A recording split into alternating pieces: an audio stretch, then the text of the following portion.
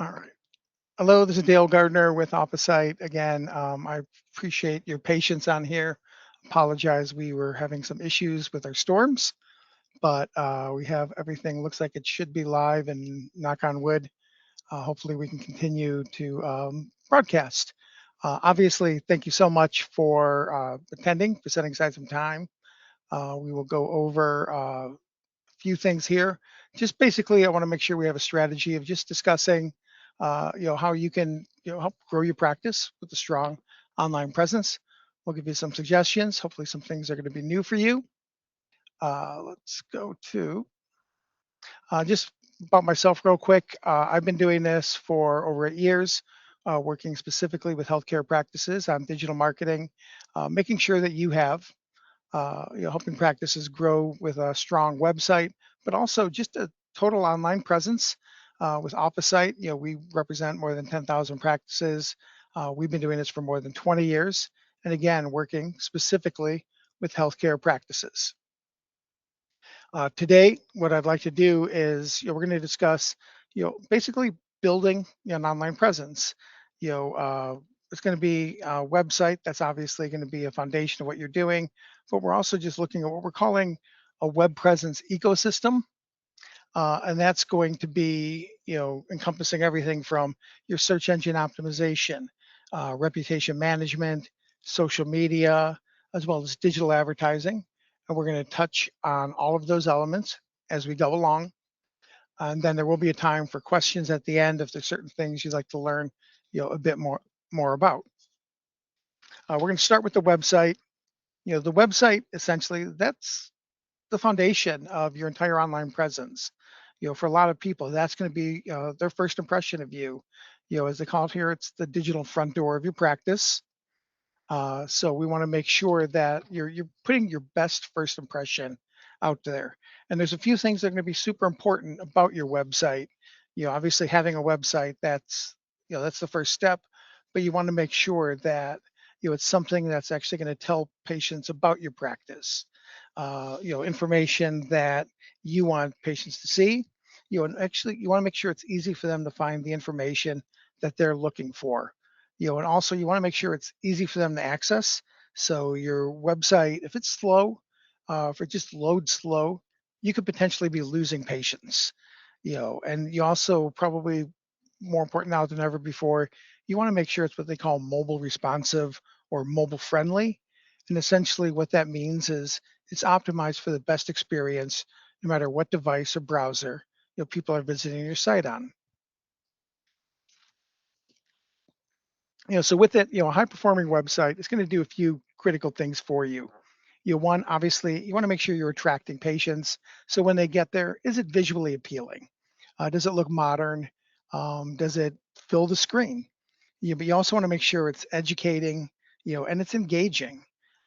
You should be able to answer those common questions that people have when they're looking at your website. So that's going to be things like obviously information about the practice, your location, your hours, the services you offer. But also, this is a great place for you to highlight what are things you want patients to know specifically. Do you have a certain expertise, special equipment? What are the things that are unique to you and your practice? Those things that are going to give you a competitive edge, or help a patient decide this is the practice for me. One of the big things is you also want to make sure you have, and about the team, about the doctor, something on here where you can actually tell patients about you. A lot of doctors over the years have told me that patients don't care about that. We've built over 10,000 sites. We crunch numbers all the time. We know for a fact that if there's an about the doctor or about the practice page, it's almost always going to be one of those most visited pages of the site. And then in terms of search engine optimization, obviously having a good website, that's fantastic. But if nobody's seeing your website, it doesn't matter how great your website is. You want to make sure you get people to that site. And one of the first steps of doing that is going to be search engine optimization. SEO or search engine optimization, is essentially uh, giving Google more reasons to rank your website higher. And you're basically Google. Google's prime focus is Google users. They're not as concerned about who hosts the website or even the practice. So they want to make sure when somebody's looking for a local doctor near me, they're giving them the best choices. There are hundreds, if not thousands, of factors that play into that. But there's a lot of core strategies that will greatly affect your Google rankings. So that's something that you want to make sure you're always conscious of. 93% of all online experience is they start with the search engine search. So SEO is imperative. Without strong SEO, you can get lost in the shuffle. You're essentially it's making you invisible. And one of the big things to keep in mind here is that only 73% of people will stay on that first page. Very few of them will actually hit on a second or even third page. So you not only want to make sure you're on that front page of Google, but you want to get in that upper half. And with search engine optimization, like I said, there's hundreds of factors that play into that could have a great effect on your SEO. But there are a few key things that are stronger than others that have that full benefit. One of them is going to be what they call content keywords. This is basically a place where you can target who are your ideal patients, and what are the services that you want to most focus on. So you want to do that with both content on the website, but also, how you're doing coding on the website. Essentially here, you want to stack the deck, in favor of who are your most profitable patients. And we do that with technical SEO. That's going to involve a lot of things like back-end coding. You want to make sure that everything on the site tells Google who you are, where you are, and what you do. But with it also, that includes things like being mobile responsive, which is that technology that just makes sure that the website's optimized, not only for mobile devices, but also tablets and any browser that somebody's looking at it on. But then also making sure that the website's fast and secure. A lot of browsers like Chrome will actually dissuade people from going to a website if it's not actually secure. It's something that's easy to do, and it makes a huge difference in actually people visiting that website. And then local SEO, that's essentially, again, somebody locally, they're searching for a practice, they're asking Google, what's the best provider for me for this? And one of the big components there too is your Google business listing. You want to make sure that that's accurate. It's up to date.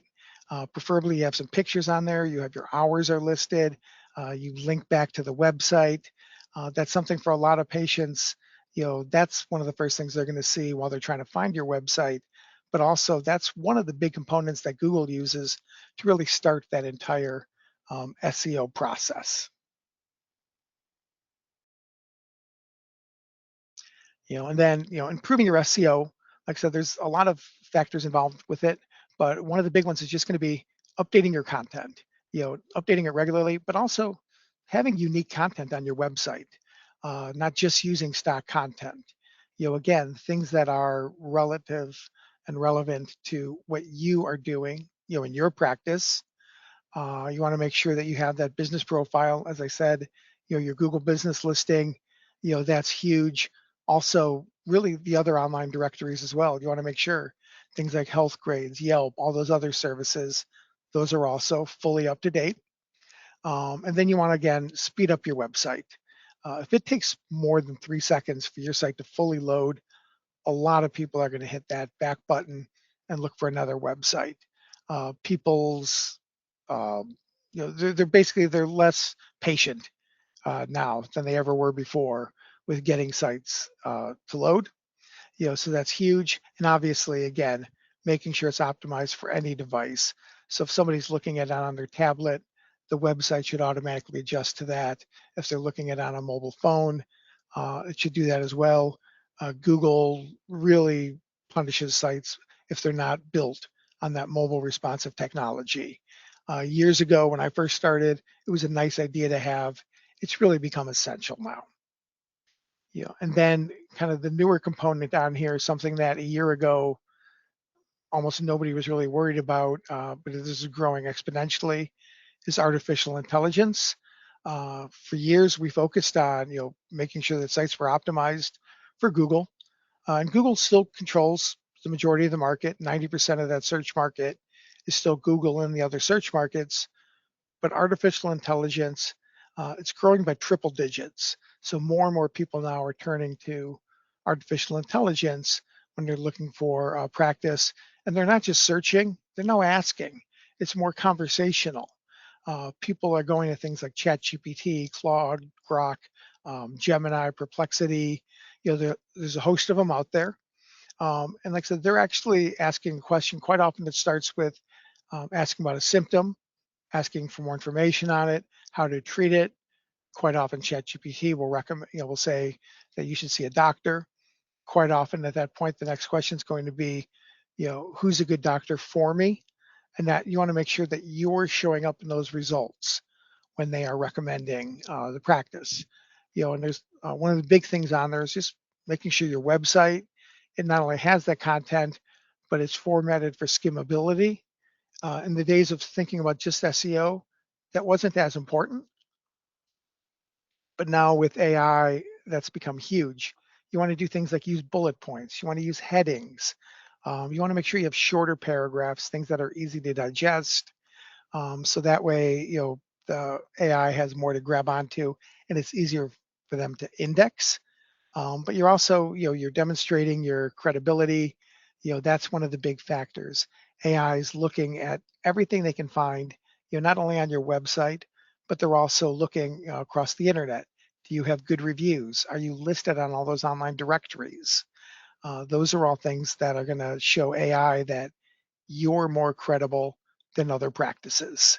And then this is simple, and actually a lot of people like this now, is write like a human. You don't necessarily need to use a lot of jargon. In fact, you want to make sure that a lot of the content on your site is written in what they call a natural language, or what I would call like conversational speech, because one, that's how AI is going to process it, but also that's how patients are going to ask.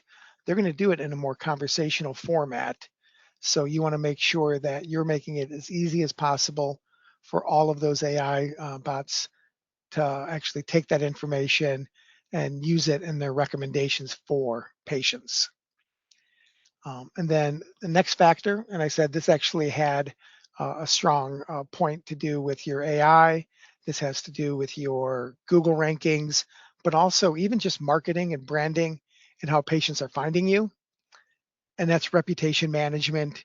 Out of everything, when I talk with the doctor, this is the one part where I can almost hear in their voice. They get a little deflated. Even practices with hundreds of five-star reviews, if I talk to the doctor, they will almost always immediately mention a negative review they received recently, just because that stands out. But most doctors, probably 99% of patients that leave, they would recommend the practice. The problem is they don't always think about it. So by being in control of your reputation management, you can actually take more control, and you can use your patients as one of your best marketing tools. For a lot of patients now, they're looking at reviews just to gauge what was the experience other people had, even with referrals. Quite often, I may refer a friend or a coworker to your practice. People are just in the habit now. They go to look for online reviews. So you want to make sure again that you're getting more reviews, and actually, building more trust, both with prospective patients, but again, also with those artificial intelligence bots, with Google and the other search engines. But you also want to not only be getting five-star reviews, but you want to get them recently and you want to get them on a regular basis. Google, they do reward, having the five-star reviews, but if you haven't gotten one in 2 years, that could affect your rankings. But also even patients might notice that, I mean, they have a good review average, but why haven't they gotten a good review recently? So that's something that you want to make sure you have a strategy in place to actually start generating more of those online reviews. And when people ask how to do it, it's not as complex as a lot of practices sometimes feel it is. The simple way is just ask. Make it easy for patients. Just thank them so much for being a patient, and hey, we'd appreciate it if you can share your experience online. A lot of practices like having a QR code, something that points directly to your Google business listing or your Facebook reviews or your Yelp reviews, whichever one that you're trying to focus the most on. Personally, I always recommend practices start with Google, since that's going to be not only with the most visited spot, but also that's going to affect a lot of your rankings. But then also another simple strategy is just having a post-visit communication, whether that be a text or an email. When a patient concludes their visit, send it to them. Some practices like to ask some survey questions, just get a feel for how was your experience. But at the end of that, you want to point them directly to your Google business listing so they can leave that review. And then you should also be taking those best reviews, highlight them on your website, put testimonials on the website. That's huge.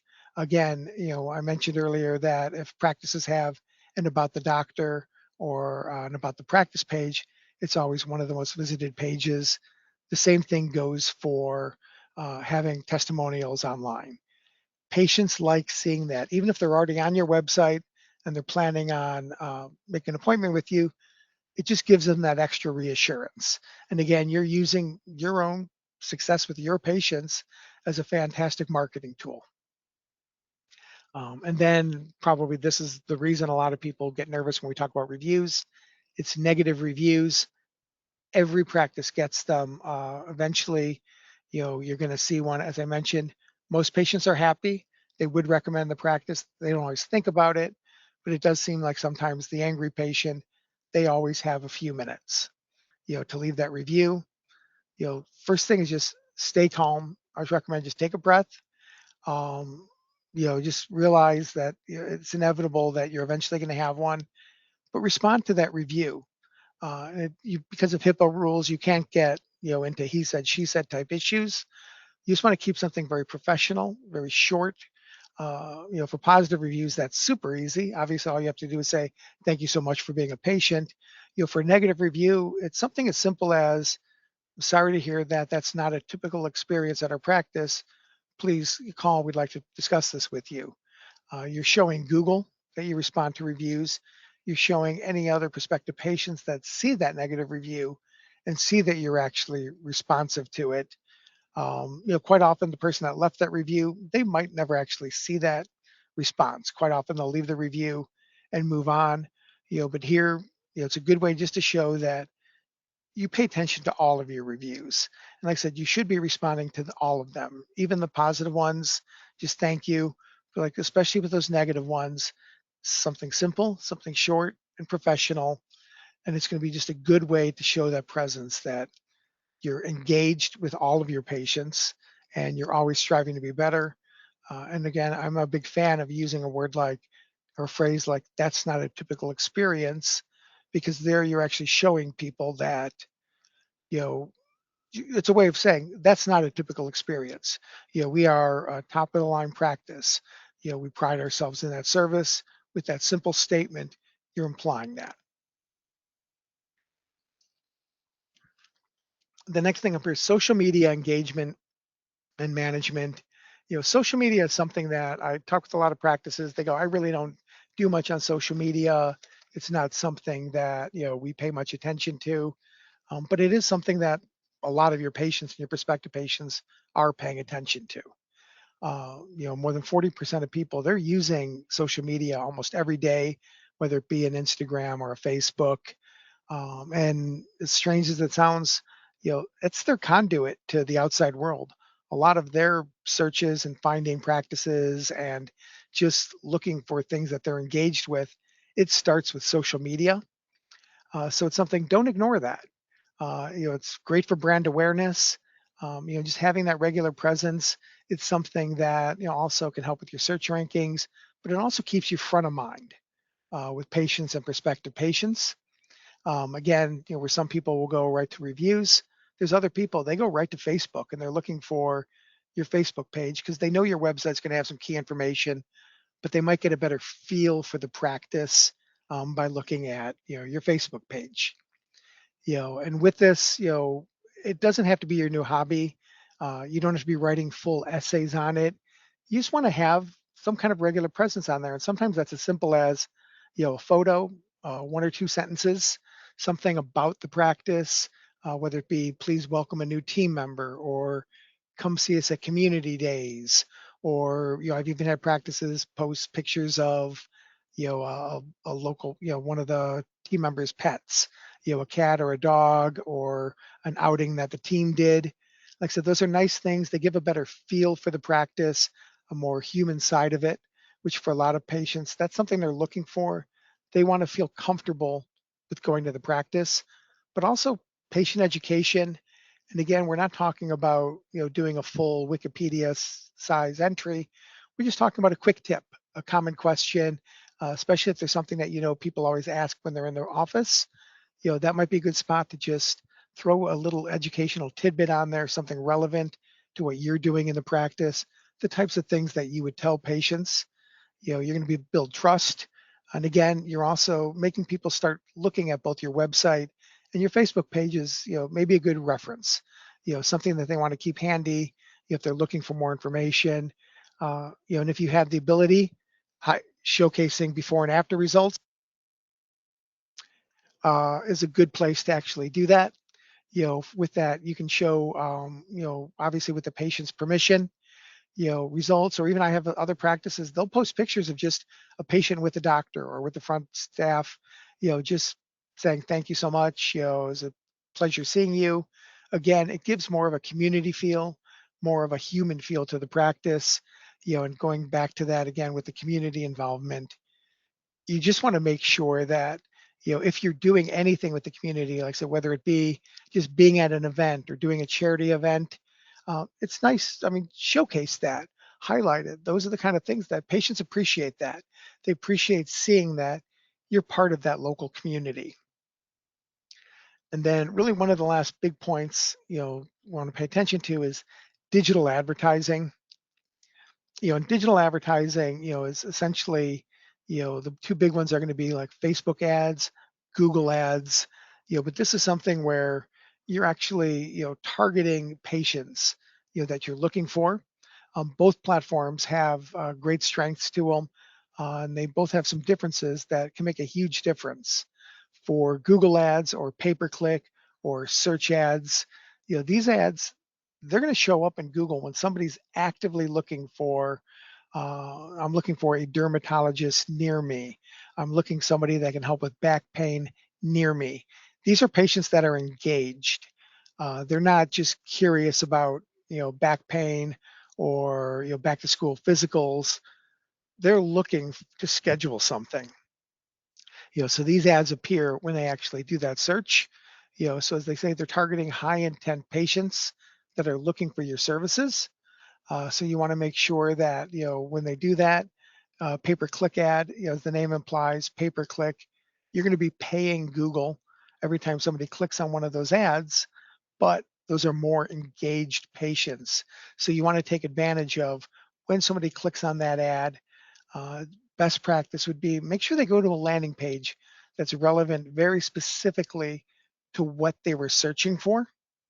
And then also the big part there is making sure there's that call to action.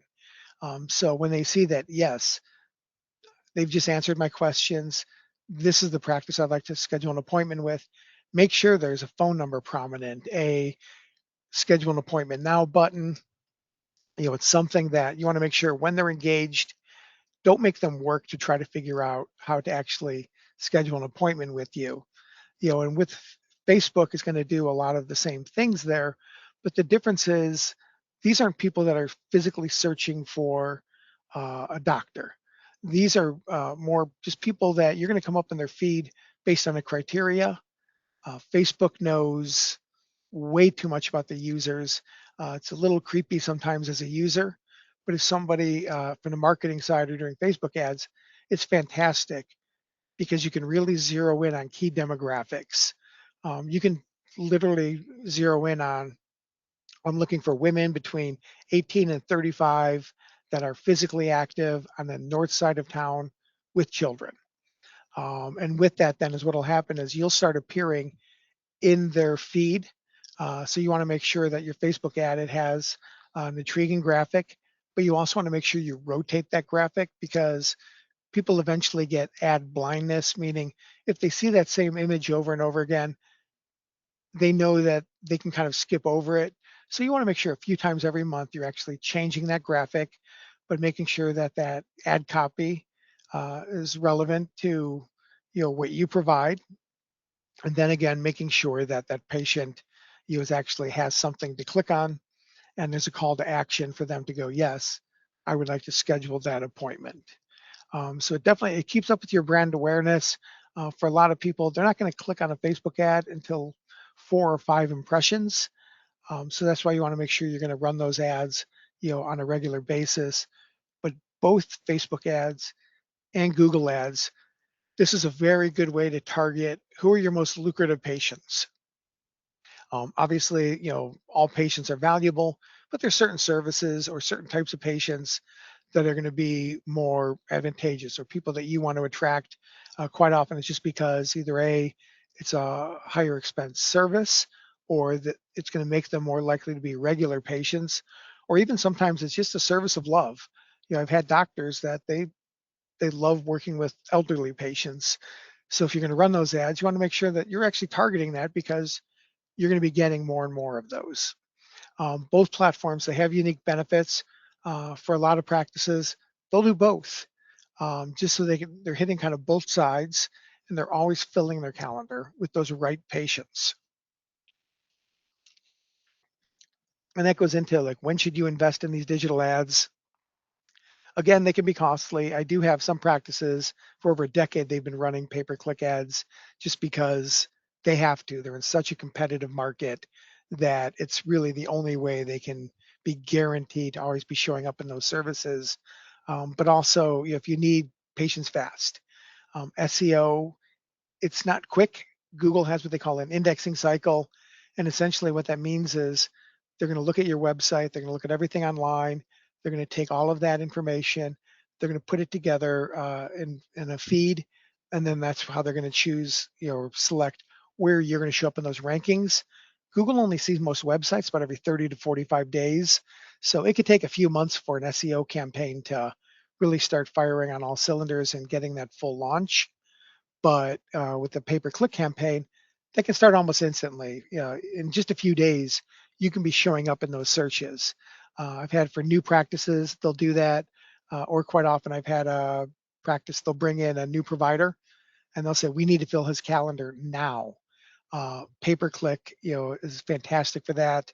Or even if you have a new service, or sometimes you'll get a new piece of technology, this is a great way to promote that and promote it right away, so you can start actually attracting those patients right out of the box.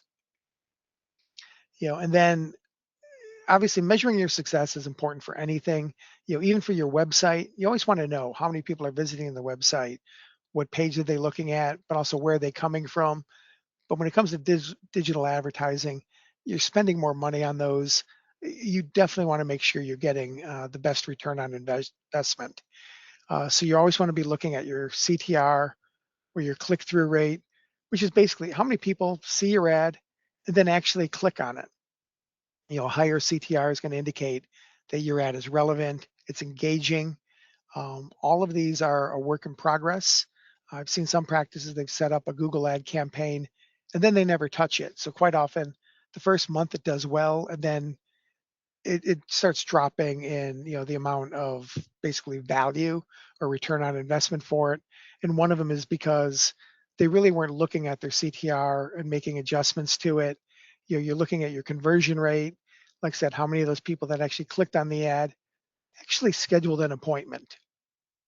This is probably, one of the most, definite or definitive ROIs on there. Again, if lots of people are seeing your ad, but they're not resulting in more people coming to your office, you're not seeing that return on investment. So you always want to be looking at your conversion rate, but also your cost per acquisition.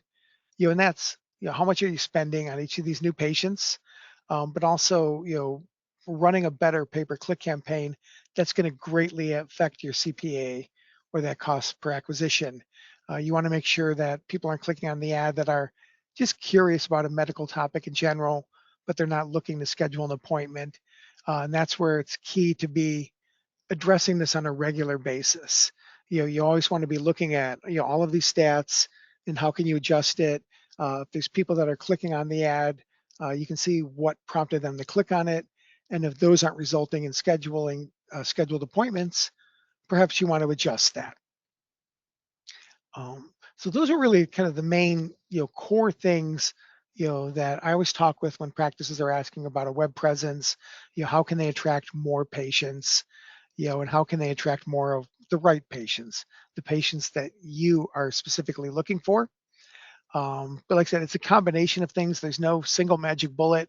It is a combination of that website, how you're showing up in their online reviews, how you're showing up when people are searching, what your social media presence is. It's what we call that web presence ecosystem. That's going to be the entirety of your online presence. And for every practice, sometimes it's a little different. As I said, some practices, they can't survive without those paid ads. I have other practices, they're great with their social media, especially things like pediatric practices. And they're very engaged with their patient base. And they see a lot of patients and a lot of referrals coming from that. So you always want to make sure you have a balance of each of those components.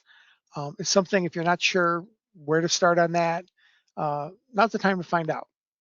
I always recommend at least every 6 months, make sure that you're doing some sort of web evaluation, whether you're doing it yourself or reaching out to somebody like with Officite. We do these all the time. And that's where we'll look at your website. Are there issues, like red flag issues, or are there things that can make your site more engaging? You can do an analysis of your search engine optimization. How are you showing up in rankings? But also comparing it to how are other practices near you or your competitors doing. And we'll look at all those factors. Online reviews. It's something that for some practices it just needs a little tweak. Other times you need a full overhaul. But we'd be more than happy to talk with you. As I said, Officite, we've been doing this for more than 20 years, working exclusively with healthcare practices. The promotion that we're having now is a thank you for anybody that attended this webinar is 3 months of website hosting complimentary, as well as 2 months of any of those other marketing services, whether it be things like the SEO or the social media. Those are things that we'll include with this. There's a phone number right there if you want to call. If you want to scan that QR code, something that's really easy. Like I said, I'd be more than happy to talk with you, learn a bit more about your practice, what you're currently doing, seeing how we can assist. And again, I wanted to say thank you so much to everybody for attending. And let's see if we have any questions.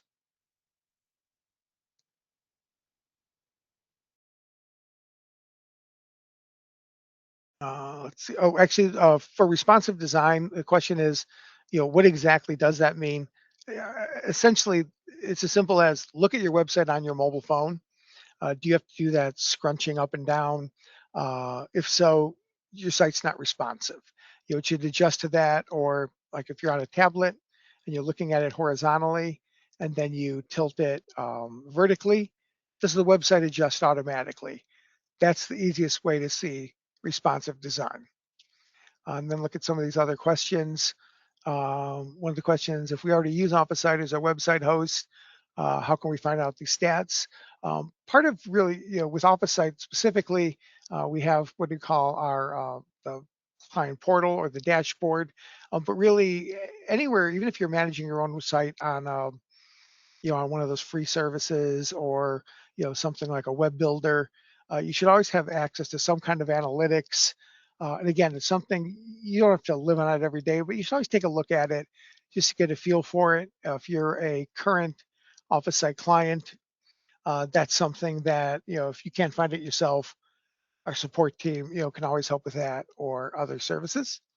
How do I determine if the right type of online marketing I should do for my practice? And again, that's something, every practice is a little different. There's some of those best practices that are going to pertain to everybody. So for with that, again, reach out to us. We can do an analysis for you, showing you, hey, I would do a little more of this.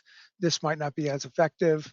But again, kind of going back to your analytics, you should always be looking at your site traffic, especially, or even if you're doing pay-per-click ads, where did people come to? What did they respond to from?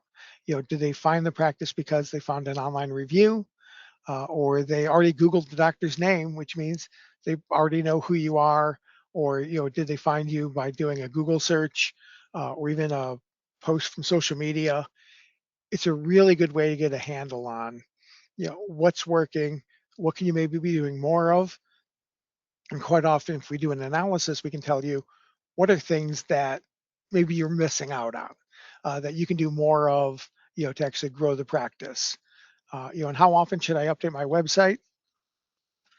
That's kind of a two-tiered question. The first side of it would be, in terms of content, ideally you always want to be a few times a week adding something to the website. And again, in the old days, people thought in terms of blog posts or essays where they felt like I don't have time to do a 10 paragraph article.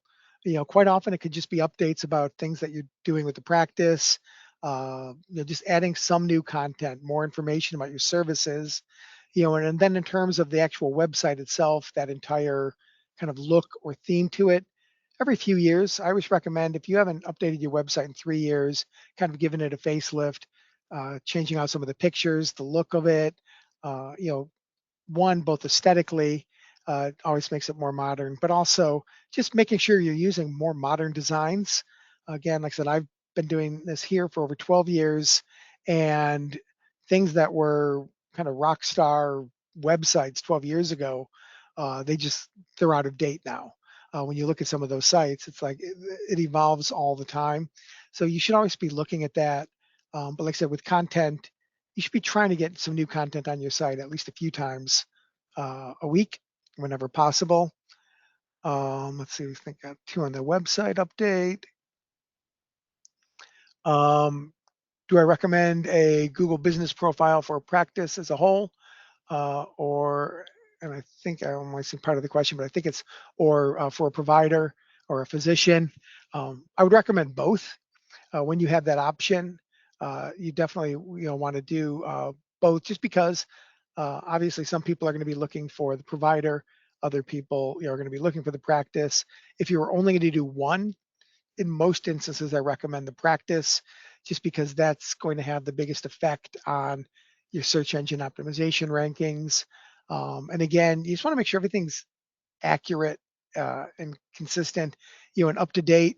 A lot of times when I'll do an evaluation for a practice, one of the things I'll do is I'll pull up their Google business listing, and I'm amazed at how many times people immediately go, "Oh, we haven't been open on Saturdays for 2 years." Those are things, if you're changing your hours, or obviously, especially if you move, as soon as you can, make sure those things are updated and accurate. It's a huge benefit for you. Not only does it avoid confusion, but again, that's one of the many factors that Google is looking at, when they're deciding where to rank practices. And then one of the other questions, if there's another practice with a name similar to ours, is there anything we should do to help differentiate? If the name's very similar, obviously you want to highlight the part of the name that's going to make it different, um, on there, but also, that could just be another opportunity to, both within the website or making sure that you have a stronger online presence, so people aren't looking, if you guys both have similar names, you don't want them to be, confused when they're going to which practice is this. Just by having a stronger online presence, that's going to help differentiate that. And in your case too, I would probably also make sure your address, or if you're in one neighborhood and they're in a different neighborhood, making sure those stand out. You really want to call that out. Again, you don't want to have done all this good work to attract a new patient. They've been referred to you. They're excited to be with you. And then just by bad luck of the draw, they called the wrong practice. You just want to make that as easy as possible. Quite often, I would also probably double down on highlighting the providers' names, because that's going to be a differentiator. That's going to be something that might spark somebody to make sure that they're looking specifically at you. Um, let's see, and I think for questions, that's everything I've said. Oh, hold on. Yeah, and then one other one is, in terms of social media, as I said, just having a regular presence is key. Quite often I've pulled up Facebook pages for practices, and the last post is Happy Thanksgiving from 2 years ago. That was great 2 years ago at Thanksgiving. But if that's the last time somebody's posted, at that point, your Facebook page not only is not, helping you gain patients, you could potentially, be alienating people by going, are they even still in business on here? But with that said, don't think in terms of like an essay. It doesn't have to be a big project. You just want to have something relative, something that's engaging. And like I said, quite often that is just about the practice or that little informational tidbit. Those are the kind of things that just keep you front of mind. And that's really what's key with all of this. And that's all I see for the questions. But again, everybody, thank you so much. And thank you for your patience while we were recalibrating from the storm.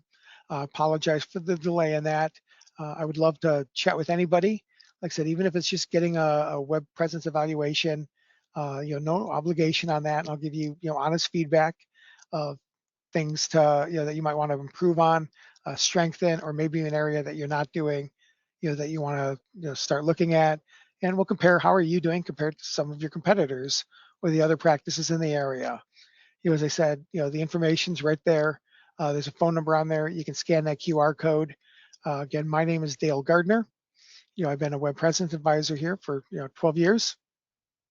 So again, thank you so much, everybody.